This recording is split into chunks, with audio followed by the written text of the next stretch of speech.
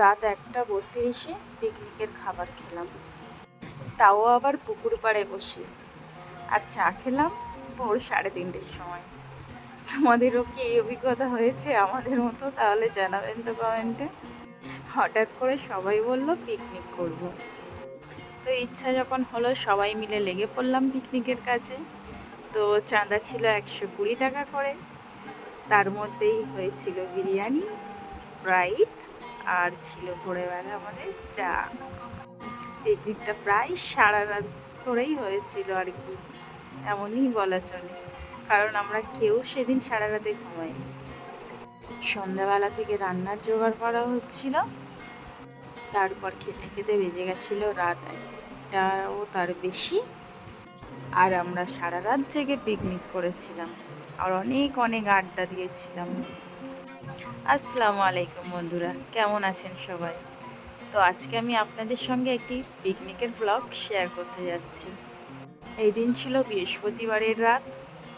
আর picnic যেহেতু করছি, তো আপনাদের সঙ্গে শেয়ার করব না সেটা কি হয়, তাই ছোট ছোট ক্লিপস তুলে রেখেছিলাম, সেটাই শেয়ার করছি আপনাদের সঙ্গে। এখানে আমাদের প্রায় ছিল 7 কেজি মতো চিকেন, আর গোটা গোটা মুরগি আনা হয়েছিল, এনে এখানেই কাটাকুটি করে নেওয়া হয়েছিল। আর চাল ছিল প্রায় 2.5 কেজি মতো। দেখুন এখানে মশলা ম্যারিনেট করে নিচ্ছি চিকেনটা কষানোর জন্য। আমাদের পিকনিক করার তেমন কোনো প্ল্যান ছিল না, হঠাৎ করে প্ল্যান হলো, হঠাৎ করে পিকনিকও হলো। সন্ধ্যে 7টার সময় আমরা চাঁদা তুললাম, 8টার সময় আমরা বাজার করলাম, তারপরে লেগে পড়লাম পিকনিকের রান্নাবান্না করতে। পিকনিক সাধারণত সবাই শীতকালে করে, কিন্তু আমাদের কি যখন তখনই পিকনিকই হয়ে যায়। মনে হলো সবাই মিলে একসঙ্গে খাওয়া দাওয়া করার, তো চলো সবাই মিলে চাঁদা দাও, পয়সা দাও, সবাই মিলে পিকনিক করা হবে, এই রকম ব্যাপার আর কি। আসল কথা হচ্ছে খাওয়াটা বড় কথা নয়, বড় কথা হচ্ছে আনন্দটা, এনজয়টা, সবাই একসঙ্গে হওয়া, গল্পগুজব করা, সবাই মিলে মজা করা, এটাই অনেক আনন্দের বিষয়। ফার্স্ট টাইমে আমার এমন অভিজ্ঞতা হয়েছে যে সারা রাত ধরে পিকনিক করেছি। অন্য সময়ও রাতে আমরা পিকনিক করি, কিন্তু 10টা, জোরসে জোর 12টা বাজে, এমন টাইমে পিকনিক শেষ হয়ে যায়। কিন্তু আমাদের এইটা ছিল সারা রাত ব্যাপী পিকনিক। লেট করে যেহেতু রান্না বান্না হয়েছে, তো খাওয়া দাওয়া করতেও আমাদের অনেক লেট হয়ে গেছিলো। আর পিকনিকটা করেছিলাম আমরা পুকুর পাড়ে বসে। পুকুর পাড়ের এই জায়গাটা কিন্তু আমাদের বেশ ভালো লাগে। সন্ধে হলেই ফুরফুরে হাওয়া, ঠান্ডা বাতাস, মন ও প্রাণ দুটোই যেন জুড়িয়ে যায়। আর দেখুন চিকেনটাকে এখানে হলুদ আর ফুড কালার আর নুন দিয়ে ম্যারিনেট করে রাখছে, কারণ এটাকে ভাজা হবে। তারপরে এইদিকে পেঁয়াজ টেঁয়াজ সব কাটাকুটি করে রেডি করা হয়েছিল, আর আলুও আগে কেটে নেওয়া হয়েছিল। দেখুন এদিকে কিন্তু বিরিয়ানির ভাতটাও বসিয়ে দেওয়া হয়েছে সমস্ত রকমের মশলা দিয়ে।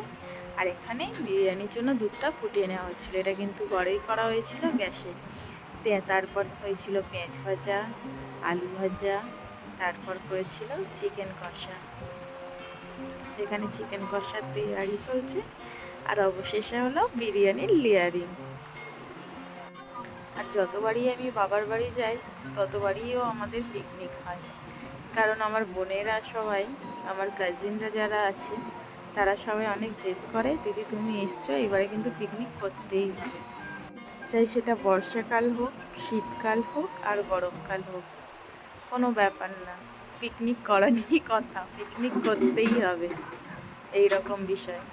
তো বন্ধুরা, ভিডিওটি রেকর্ড করার সময় আশেপাশে থেকে একটু আওয়াজ আসছে, তার জন্য আমি অনেক দুঃখিত, প্লিজ কেউ কিছু মনে করো না। দেখো এখানে বিরিয়ানির জন্য আতর, গোলাপ পানি, কেওড়া পানি, লেবুর একটা মিক্সচার বানাচ্ছি। আর বন্ধুরা, তোমরাও কারা আমাদের মতো এমন আছো একটু জানাবে তো, যে যখন তখন পিকনিক করার ইচ্ছা হয়, সবাই মিলে একসঙ্গে খাওয়া দাওয়া করার ইচ্ছা হয়, একটু জানাবে। আসল কথা খাওয়া দাওয়াটা তো মেন না, মজাটা, এনজয়টা বড় কথা, তাই না? দেখুন সব একে একে দিয়ে দিচ্ছে, তো আজকের আর আমি রেসিপিটা ভালো করে বলছি না, কারণ এটা যেহেতু পিকনিকের রেসিপি আর বিরিয়ানির রেসিপি অলরেডি আমার প্রোফাইলে দেওয়া আছে, 2-3টেও তার বেশি হতে পারে দেওয়া আছে। তো বিরিয়ানির রেসিপি যদি কেউ দেখতে চাও তো গিয়ে অবশ্যই চেক করে নেবেন। এই যে এইবারে হচ্ছে বিরিয়ানির লেয়ার, নিচে ভাত থেকে তেজপাতাগুলো খুঁজে খুঁজে দিয়ে দিচ্ছিল। আর হ্যাঁ, আমরা কিন্তু প্রথমে যেহেতু পুকুরের পানিতে সব ধুচ্ছিলাম, তারপরে কিন্তু আমরা ভালো পানি দিয়ে মিনারেল ওয়াটার দিয়ে আমরা সবজি মাংস সব আবারও ধুয়ে নিয়েছিলাম। তো এটা কেউ ভাববেন না যে পুকুরের পানি দিয়ে ধুয়েই তারপরে আমরা খেয়ে নিয়েছি, এমনটা কিন্তু না। তারপর কিন্তু আমরা আরও একটা বিপদে পড়েছিলাম।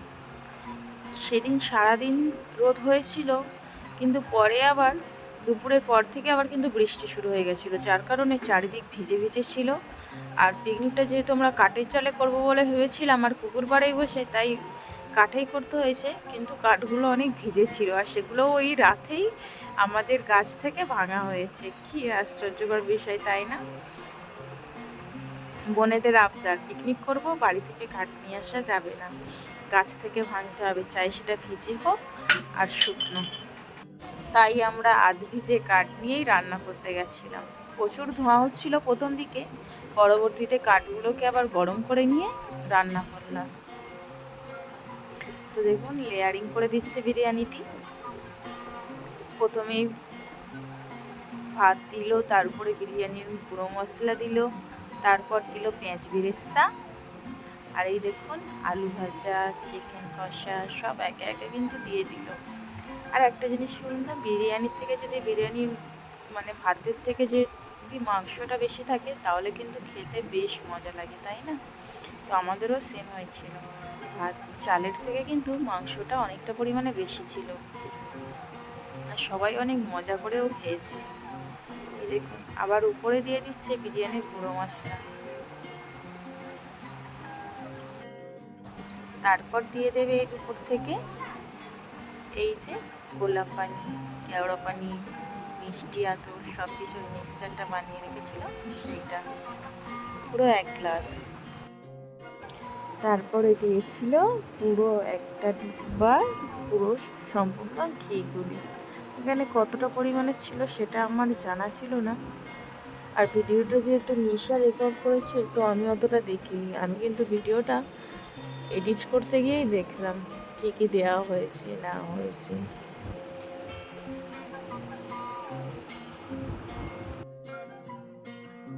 বিরিয়ানিটা কিন্তু অনেক মজা হয়েছিল, খেতে কিন্তু দুর্দান্ত স্বাদ হয়েছিল। দেখুন অবশেষে দিয়ে দিচ্ছে উপর থেকে ফুটিয়ে রাখা সেই দুধটি, আর এখানে দেখুন এইভাবে দেওয়া হয়েছিল দম, যেমন দেয় বিয়ে বাড়ির যেমন বিরিয়ানিতে দম দেয় তেমন। আর বিরিয়ানি হয়ে গেছিলো আধ ঘন্টা পরে রেডি। তারপরে আমরা খাওয়া দাওয়ার জন্য রেডি হয়ে গেছিলাম। দেখুন তখন প্রায় 1:30 বাজে, এত রাতে আমরা সবাই মিলে খেতে বসেছিলাম। এখানে সবাইকে প্লেট দেওয়া হচ্ছিল, দেখুন সবাই মিলে খাচ্ছি, খুব মজা করেছিলাম আমরা। আর বিরিয়ানি খাওয়ার শেষেই চলে এসেছিলো আমাদের স্প্রাইট, এটাও কিন্তু সেই মুহূর্তেই রাত 2টোর সময় একটা ফ্রেন্ডের দোকান থেকে আনা হয়েছিল তাকে জাগিয়ে। আর রাহাতও কিন্তু জেগেছিল, রাহাতও কিন্তু ঘুমায়নি। তারপরে ভোর 3:30টের সময় খেতে ইচ্ছা করছিল চা, তারপরে এখানে বানিয়ে নিল চা। তো ভোরবেলা আবার আমরা চা খেলাম, সত্যি অসাধারণ লাগছিল পুকুর পাড়ে বসে। একটা মানে রাতের একটা সবাই ঘুমিয়ে পড়েছে, একটা আমরা শুধু জেগে আছি, মানে বলে বোঝানো যাবে না, এটা ছিল একটা অন্যরকম একটা স্পেশাল অনুভূতি, যেটা বলে বোঝানোর মতো নয়। তো এখানে তানিয়া আর ওর হাজব্যান্ড মিলে চা বানাচ্ছিল। আর যেহেতু আগেই বলেছিলাম যে কাঠগুলো ভিজে ছিল সেই কারণে একটু ধোঁয়া হচ্ছিল, তাতে কিন্তু অসুবিধা হয়নি। তো এই মিনি চুলোটা ওরা বানিয়েছিল চা বানানোর জন্য। আমি ফার্স্ট বলেছিলাম গ্যাস থেকে বানিয়ে নিয়ে দিই, বলছে না গ্যাস থেকে বানিয়ে খেলে তো সেই মজাটা পাওয়া যাবে না, তাই না? তো দেখুন এই ছিল চা, আর দেখুন চারিদিকে কিন্তু পুরো অন্ধকার, ভিড়কোট।